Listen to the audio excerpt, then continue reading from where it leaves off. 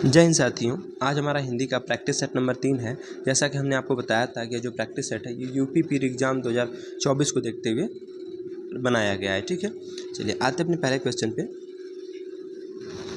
कह रहे हिंदी भाषा में हर्ष स्वरों की संख्या कितनी होती है? तो हिंदी भाषा में साथियों हर्ष स्वरों की संख्या 4 होती है। कितनी होती है? 4 होती है। अच्छा पूछे कौन कौन से होते हैं हर्ष स्वर? देखिए अ होता है, छोटी ई होता है, छोटा ऊ होता है और ऋषि होता है। ठीक है, ये क्या होते हैं? हर्ष स्वर होते हैं। राइट, आगे चलते हैं दूसरे क्वेश्चन पे। दूसरा क्वेश्चन कह रहा है भाषा विज्ञान की दृष्टि से बड़ा ऊ किस प्रकार का स्वर है? पश्च विवृत है, अग्र विवृत है, ठीक है, अरे अग्र समृत है या अग्र विवृत है या पश्च समृत है। ठीक है, तो ये क्या है साथियों हमारा? ये हमारा पश्च समृत है ना, यानी ऑप्शन नंबर डी बिल्कुल सही है। देखिए अगर हम पश्च स्वर की बात करते हैं तो जिसमें आपका आता है बड़ा, ठीक है, उसके बाद आता है ऊ, ठीक है, फिर बड़ा ऊ, ओ और औ, ये जो है ना ये हमारे पश्च स्वर होते हैं। ठीक है, अच्छा अग्र स्वर पूछ दे तो छोटी ई, बड़ी ई, ए और ऐ। अब विवृत अगर पूछ दे आपसे तो आ होगा, और समृद्ध छोटी ई, बड़ी ई, छोटा ऊ, बड़ा ऊ। ठीक है, तो हमने क्या बताया आपको कि जो बड़ा ऊ है हमारा कैसा है? पश्च स्वर है। हमने फिर से एक बार आपको रिवाइज कर देते हैं। हम देखिए अग्र स्वर क्या होते हैं? छोटी ई, बड़ी ई, ए, ऐ होते हैं। ठीक, पश्च स्वर आ, छोटा ऊ, बड़ा ऊ, ओ और औ। ठीक है, अगर हम विपरीत की बात करें तो आ, और समृद्ध में क्या होता है? छोटी ई, बड़ी ई, छोटा ऊ और बड़ा ऊ। क्वेश्चन नंबर 3 कह रहा निम्न में से कंठ वर्ण कौन सा है? कंठ वर्ण कौन सा है इसमें है? इसमें साथियों जो अ है ना ये हमारा क्या है? कंठ वर्ण है। ठीक है, जैसे हमने आपको वर्ग बताए थे जब हिंदी में वर्णमाला में, तो बताया था कंठ होता है तालु, दंत, ओष्ठ, मूर्धा। ठीक है, उसके बाद हमने क्या बताया इसमें कि कंठ वर्ग कौन सा होता है? अ होता है। जैसे क वर्ग होता है ना, क ख ग घ अंग, ये कंठ वाले वर्ण होते हैं। ठीक है, चलिए आगे चलते क्वेश्चन नंबर 4 पे। कह रहा निम्न में से योग रूढ़ शब्द कौन सा है? योग रूढ़, तो योग रूढ़ साथियों कौन सा हमारा है? वीणा वादिनी, यानी ऑप्शन नंबर ए हमारा क्या है? बिल्कुल सही जवाब होगा। देखिए योग रूढ़ शब्द होते क्या हैं? जो शब्द अन्य शब्दों के योग से बनते हैं। ठीक है, योग रूढ़ शब्द क्या होते हैं कि अन्य शब्दों के योग से बनते हैं परंतु एक विशेष अर्थ के लिए क्या करते हैं? प्रसिद्ध होते हैं। ठीक है, उन्हें क्या कहते हैं? हम योग रूढ़। जैसे बात करते हैं दशानन। ठीक है, दशानन, 10 है आनंद जिसके, अर्थात किसको हम कहते हैं? रावण को कहते हैं। ठीक है, तो ये हमारे क्या है सब? ये हमारे योग रूढ़ शब्द हैं। क्वेश्चन नंबर 5 कह रहा महात्मा शब्द में कौन सा समास है? महात्मा मतलब महान है जो आत्मा। इसमें साथियों क्या है हमारा? ठीक है, इसमें हमारा कर्मधारय समास है। कौन सा है? कर्मधारय समास है, यहाँ ऑप्शन नंबर सी बिल्कुल सही है। ठीक है, अगर इसका हम बताया समास विग्रह करेंगे तो क्या होगा? महान है जो आत्मा। ठीक है, चलिए आगे चलते क्वेश्चन नंबर 6 पे। कह रहा है निम्न में से कौन सा लुटेरा शब्द में प्रयुक्त प्रत्यय है? अब प्रत्यय क्या होते हैं? देखिए हमने आपको उपसर्ग और प्रत्यय जब पढ़ाया तो बताया था उपसर्ग जो होता है और प्रत्यय ये दोनों शब्दांश होते हैं। शब्दांश मतलब शब्द का एक अंश अर्थात छोटा भाग होता है। ठीक है, तो ये क्या करते हैं ना कि मूल शब्द में जो प्रत्यय होता है, ठीक है, वो मूल शब्द में पीछे जुड़ता है, और उपसर्ग क्या होता है कि मूल शब्द में आगे जुड़ता है। ठीक है, जैसे पूछा है लुटेरा, तो लुटेरा में कौन सा प्रत्यय है? ठीक है, तो लुटेरा में हमारा कौन सा प्रत्यय साथियों? लुटेरा में हमारा एरा प्रत्यय है। कौन सा? एरा प्रत्यय, यानी ऑप्शन नंबर ए सही जवाब होगा। ठीक है, जैसे लूट प्लस एरा बराबर लुटेरा ना, तो लूट हमारा क्या मूल शब्द हो गया और एरा हमने प्रत्यय जोड़ दिया, तो हमारा प्रत्यय कौन सा हुआ? एरा हुआ। क्वेश्चन नंबर 7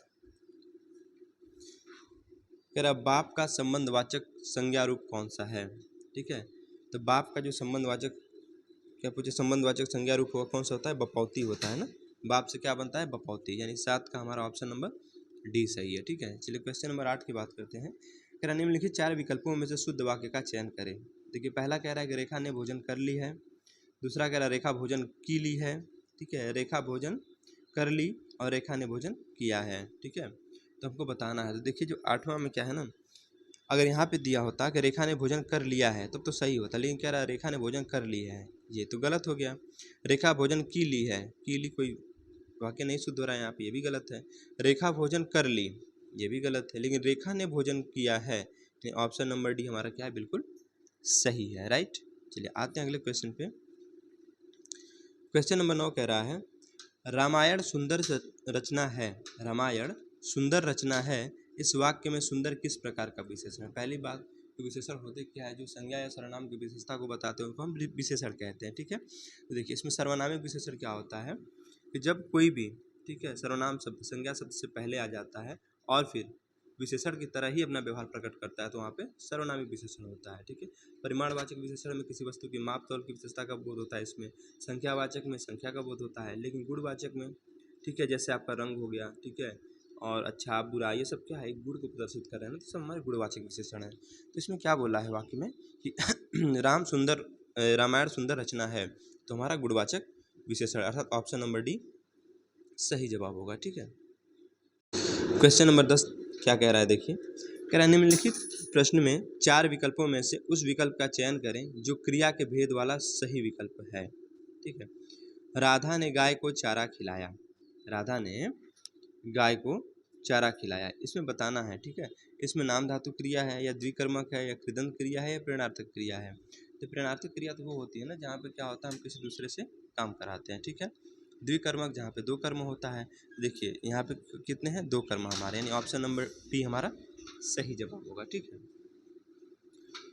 आगे चलते क्वेश्चन नंबर 11 पे, कह रहा है कल्प वृक्ष का पर्याय नहीं है, कल्प वृक्ष का पर्याय नहीं है मतलब 3 है 1 नहीं, आपको ये बताना है। ठीक है, तो कल्प वृक्ष का पर्याय नहीं है मतलब ये अमृतत्व हो जाए। ठीक है, अमृतत्व क्या है, इसका कल्प वृक्ष का पर्याय नहीं है, बाकी सब है। आगे चलते क्वेश्चन नंबर 12 पे। ठीक है, कह रहा है भूगोल का विलोम शब्द बता दीजिए, भूगोल का विलोम शब्द क्या होगा।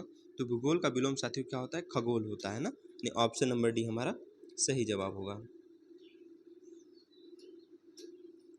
क्वेश्चन नंबर 13 कह रहा है किसी बड़े आदमी के निधन की वार्षिक तिथि, किसी बड़े आदमी के निधन की वार्षिक तिथि क्या कहलाती है, जन्मदिन कहलाती है, जन्मोत्सव कहलाती है, वार्षिकोत्सव कहलाती है या पुण्यतिथि कहलाती है। ठीक है, तो हमारे क्या होगा साथियों, ऑप्शन इसमें पुण्यतिथि बिल्कुल सही जवाब होगा। ठीक है, मतलब किसी भी बड़े आदमी का जो निधन हो जाता है ना, कि जब जन्म होता है तो उसको तो हम जन्मदिन कहेंगे, ठीक है, या जन्मोत्सव कहते हैं, लेकिन साथियों जब वहीं निधन हो जाता है तो उसे हम पुण्यतिथि के नाम से जानते हैं। ऑप्शन नंबर सी हमारा बिल्कुल सही है। ठीक है, चलिए आगे चलते क्वेश्चन नंबर 14 पे, कह रहा है जो व्याकरण अच्छी तरह से जानता है उसे क्या कहते हैं, व्याकरण, व्याकरण, फिर व्याकरणी, व्याकरणिक।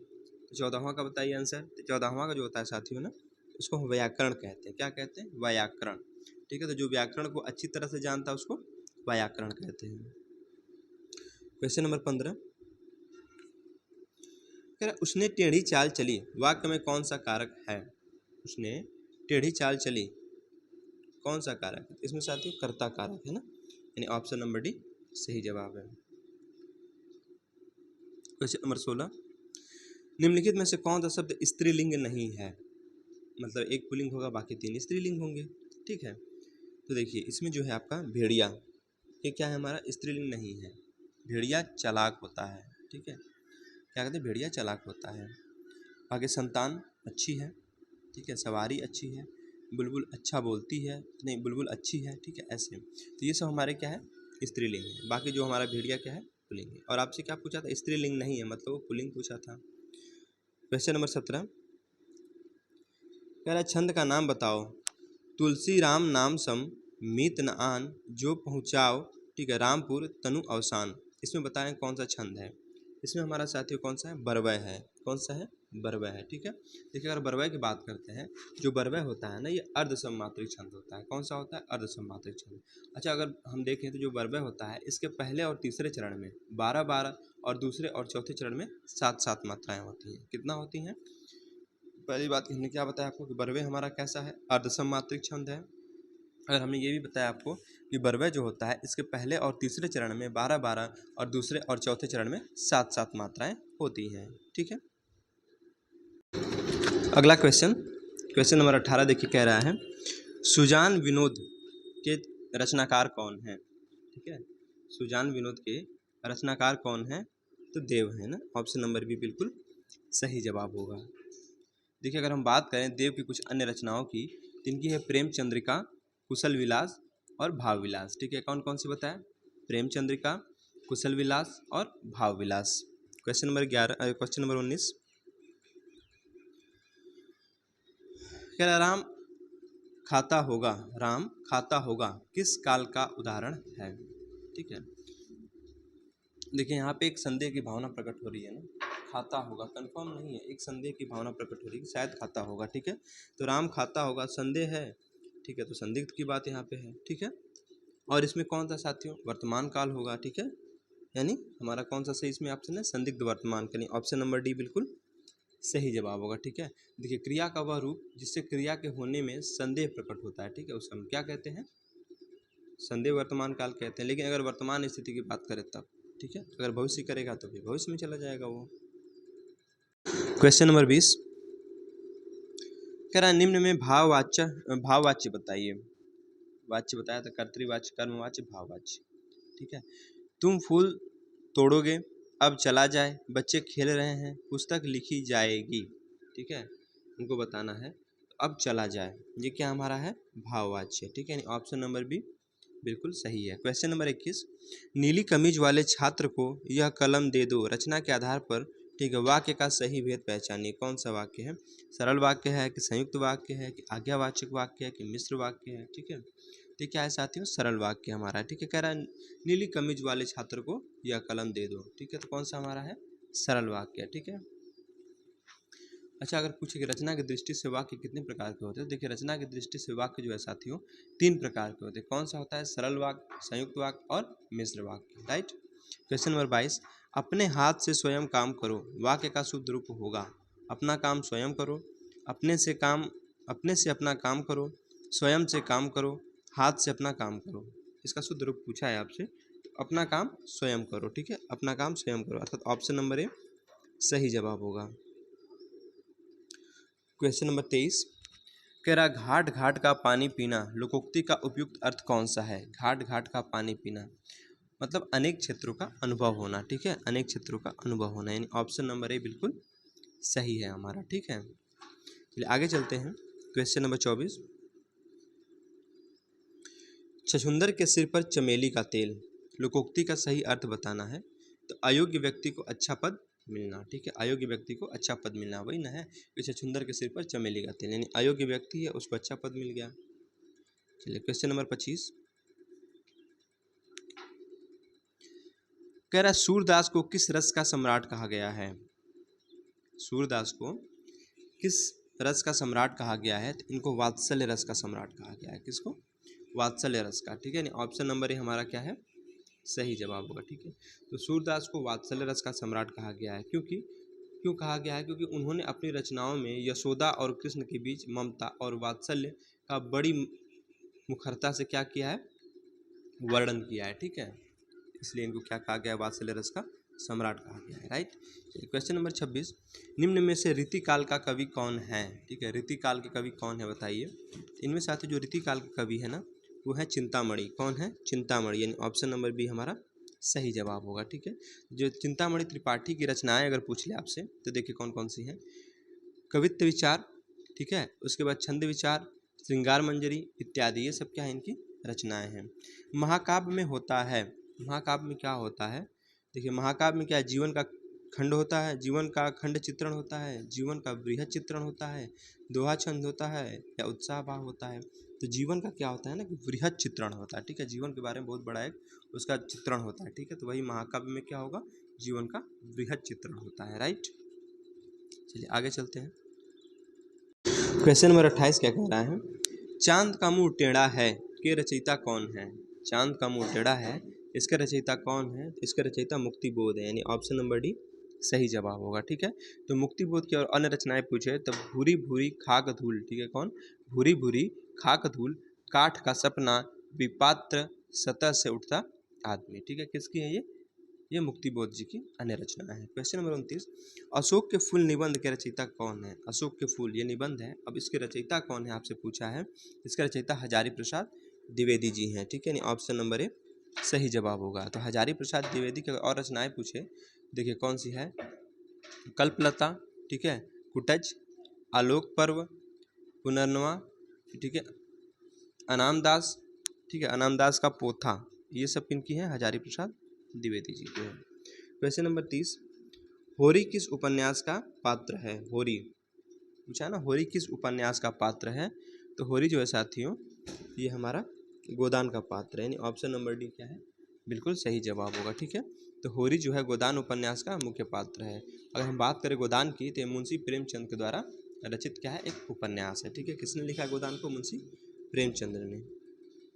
क्वेश्चन नंबर 31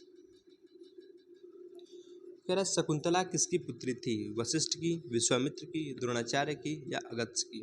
बताइए किसकी पुत्री थी? तो शकुंतला जो है ना, ये विश्वामित्र की पुत्री थी। ठीक है, किसकी पुत्री थी? विश्वामित्र की पुत्री थी। यानी ऑप्शन नंबर बी हमारा क्या है, सही जवाब होगा। क्वेश्चन नंबर 32 कह रहा है कि मलबे का मालिक कहानी के रचनाकार इनमें से कौन है? मलबे का मालिक, ठीक है, इस कहानी के रचनाकार कौन है?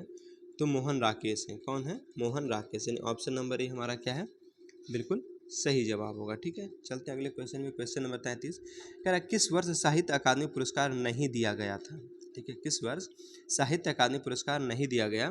तो साथी जो 1962 था ना, इसमें जो आपका साहित्य अकादमी पुरस्कार नहीं दिया गया था। ऑप्शन नंबर डी बिल्कुल सही जवाब होगा। ठीक है, तो वर्ष 1962 में साहित्य अकादमी पुरस्कार किसी को नहीं दिया गया था। ठीक, अब देखिए हमारे गद्यांश हैं।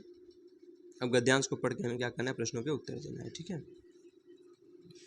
देखिए अगर हम बात करें गद्यांश की तो कह रहा है वैज्ञानिक प्रयोग की सफलता ने मनुष्य की बुद्धि का अपूर्व विकास कर दिया है। द्वितीय महायुद्ध में एटम बम की शक्ति ने कुछ क्षणों में ही जापान की अजेय शक्ति को पराजित कर दिया। इस शक्ति की युद्धकालीन सफलता ने अमेरिका, रूस, ब्रिटेन, फ्रांस आदि सभी देशों को ऐसे शस्त्रों के निर्माण की प्रेरणा दी कि सभी भयंकर और सर्वविनाशकारी शस्त्र बनाने लगे। अब सेना को पराजित करने तथा शत्रु देश पर पैदल सेना द्वारा आक्रमण करने के लिए सशस्त्र निर्माण के स्थान पर देश के विनाश करके ही दिशा में शस्त्रास्त्र बनने लगे। इन हथियारों का प्रयोग होने पर शत्रु देशों की अधिकांश जनता और संपत्ति थोड़े समय में क्या हो गई, नष्ट की जा सकेगी। ठीक है, आगे कह रहा है चूंकि ऐसे शस्त्रास्त्र प्रायः सभी स्वतंत्र देशों के संग्रहालयों में कुछ न कुछ आ गए हैं, अतः युद्ध की स्थिति में उनका प्रयोग भी अनिवार्य हो जाएगा, जिससे बड़ी जनसंख्या प्रभावित हो सकती है। इसलिए निशस्त्रीकरण की योजनाएं बन रही हैं। शस्त्रास्त्रों के निर्माणों की जो प्रक्रियाएं अपनाई गई हैं, उसी के कारण आज इतने उन्नत शस्त्रास्त्र बन गए हैं जिनके प्रयोग से व्यापक विनाश आसन्न दिखाई पड़ता है। आगे कह रहा है कि अब भी परीक्षणों की रोकथाम तथा बने शस्त्रों का प्रयोग रोकने के मार्ग खोजे जा रहे हैं। इन प्रयासों के मूल में, ठीक है, इन प्रयासों के मूल में भयंकर आतंक और विश्व विनाश का भय कार्य कर रहा है। ठीक है, क्वेश्चन नंबर 34 क्या कह रहा है कि इस गद्यांश का मूल्य कथ्य क्या है? ठीक है, इस गद्यांश का मूल कथ्य क्या है? तो देखिए इसका जो होगा, आतंक और सर्वनाश का भय ये भी नहीं है, विश्व में शस्त्रास्त्रों की होड़ ये भी नहीं है। इसका सही जवाब होगा साथियों ऑप्शन नंबर डी। ठीक है, निशस्त्रीकरण और विश्व शांति। राइट, चलिए क्वेश्चन नंबर 35 की बात करते हैं। क्वेश्चन नंबर 35 क्या कह रहा है कि भयंकर विनाशकारी आधुनिक शस्त्रों को बनाने की प्रेरणा किसने दी है? अमेरिका ने, अमेरिका के विजय ने, जापान पर गिराए गए एटम बम ने या बड़े देशों की प्रतिस्पर्धा ने? ठीक है, तो किसने दी है साथियों? गद्यांश में लिखा था ना कि जापान पर गिराए गए एटम बम ने। ठीक है, यानी ऑप्शन नंबर सी सही जवाब होगा। क्वेश्चन नंबर 36 क्या कह रहा है एटम बम की अपार शक्ति का प्रथम अनुभव कैसे हुआ? जापान में हुई भयंकर विनाशशीलता से, जापान की अजेय शक्ति की पराजय से, अमेरिका, रूस, ब्रिटेन और फ्रांस की प्रतिस्पर्धा से या अमेरिका की विजय से? ठीक है, इसमें साथियों पहले ही आपको बताया था गद्यांश में कि जापान में हुई भयंकर विनाशशीलता, ठीक है, विनाश लीला से। ठीक है, जापान में हुई भयंकर विनाश लीला, यानी ऑप्शन नंबर ए सही जवाब है। 37 नंबर कह रहा बड़े बड़े देश आधुनिक विनाशकारी शस्त्र क्यों बना रहे हैं? क्यों बना रहे हैं? क्योंकि देखिए पारस्परिक भय के कारण। ठीक है, अब देखिए पहले दिया कि अपनी अपनी सेनाओं में कमी करने के उद्देश्य से, ऐसी कोई बात नहीं बोला था। अपने संसाधनों का प्रयोग करने के उद्देश्य से, ऐसा भी नहीं बोला था। अपना सामरिक व्यापार बढ़ाने के उद्देश्य से, ऐसा भी नहीं था। पारस्परिक भय के कारण। ठीक है,